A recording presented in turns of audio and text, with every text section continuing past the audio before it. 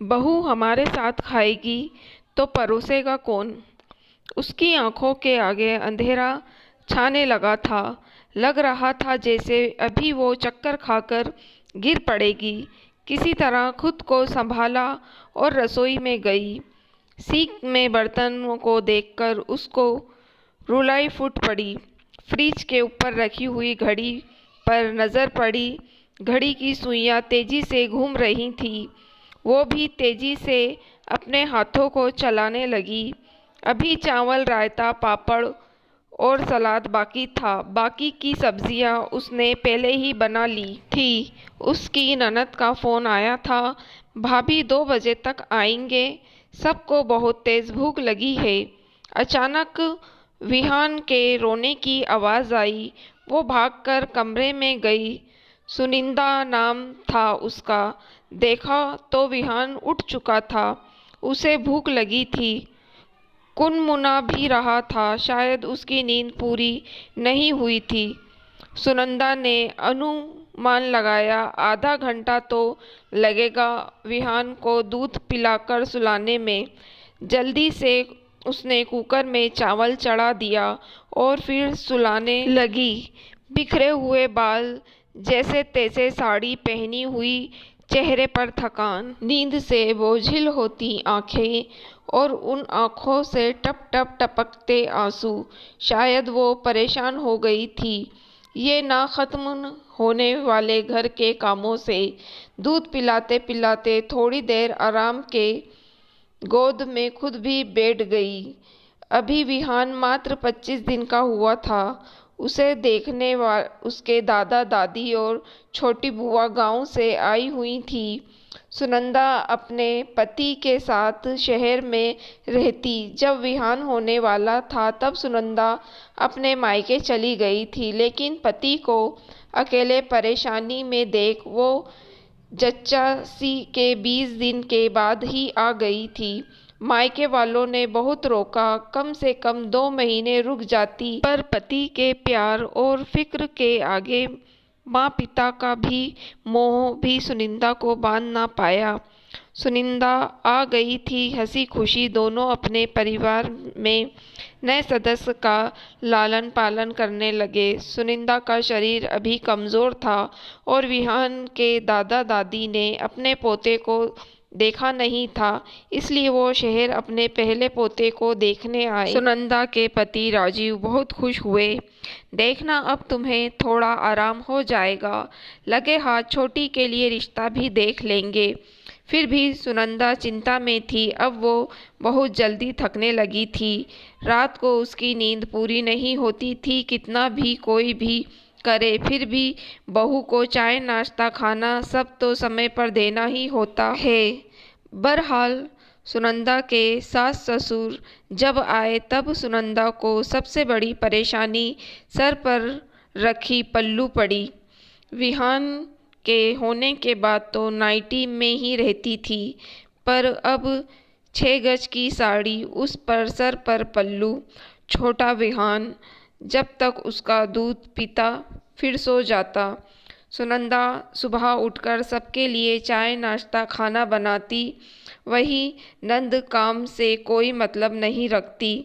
दिन भर टीवी देखती या फ़ोन चलाती। फिर सुनंदा अपने मुंह से कैसे कहती कि थोड़ी मदद कर दीजिए।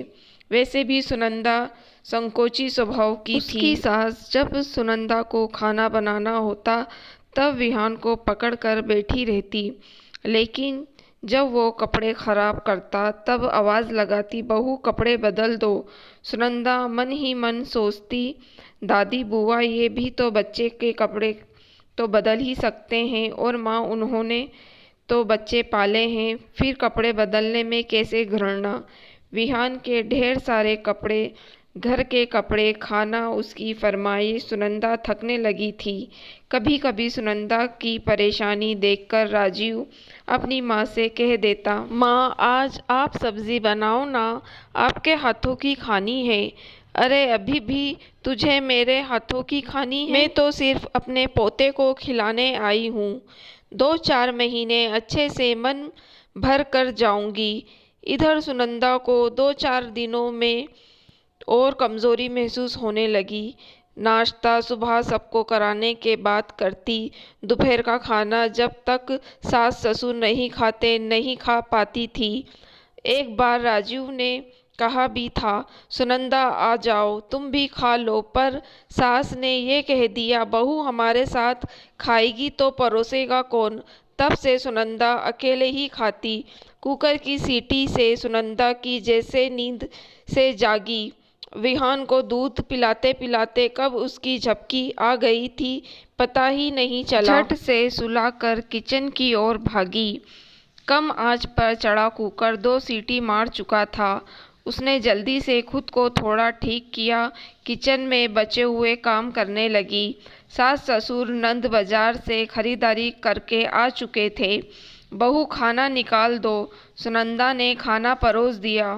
अरे पापड़ नहीं तले और सब्जी में कोई स्वाद नहीं है मम्मी जी, वो विहान आज गोद नहीं छोड़ रहा था। सुनंदा ने रात की बची हुई सब्जी और सुबह की जो था वो भी सामने रख दिया, पर उन लोगों ने एक एक चम्मच थाली में लेकर हाथ तक नहीं लगाया। मन मारकर आखिरी में सुनंदा को बचा हुआ खाना पड़ता।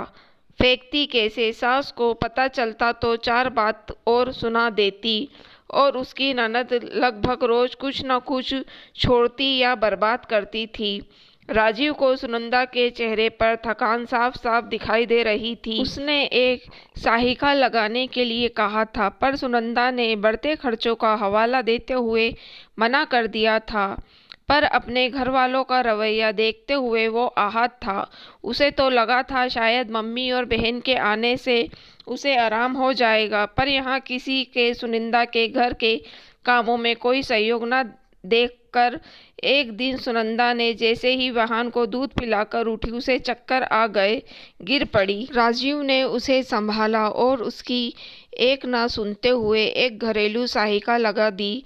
पत्नी की इतनी सेवा करते देख सुनंदा की सास ने तेवर जरूर दिखाए, पर राजीव सुनंदा के लिए खड़ा रहा और साफ साफ कह दिया, माँ सुनंदा को अभी अभी माँ बनी है, उसे विशेष आराम और देखभाल की ज़रूरत है। वो चाहती तो कुछ समय और अपने मायके में रुक सकती थी, लेकिन उसने अपने बारे में ना सोचा। मैंने भी सोचा चलो आप लोग आ जाएंगे तो बीवी को और घर के कामों में मदद कर देंगे, लेकिन आप लोगों से मुझे ऐसी उम्मीद, दीदी भी तो अपनी जच्ची के लिए मायके आई थी, तो क्या आपने उनके साथ ऐसा ही व्यवहार किया था फिर बहू के साथ? सुनिए, सुनंदा ने राजीव को चुप रहने के लिए कहा, पर राजीव ने कहा, नहीं बस सुनंदा, मुझे लगता है तुम्हारी इस हालत का जिम्मेदार मैं हूँ। नहीं आप नहीं, चलो तुमको मैं मायके ही छोड़ आता हूँ, जब शरीर को आराम हो जाए फिर आ जाना। घर में कुछ समय तक सन्नाटा पसरा रहा।